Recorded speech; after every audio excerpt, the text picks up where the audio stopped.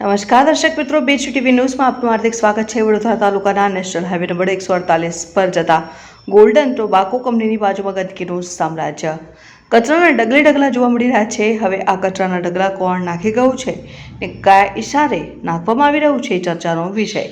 તેમ છતાં નગરપાલિકા કે ગ્રામ પંચાયત તરફથી આના ઉપર ધ્યાન દોરવામાં આવ્યું નથી। Report BH TV news.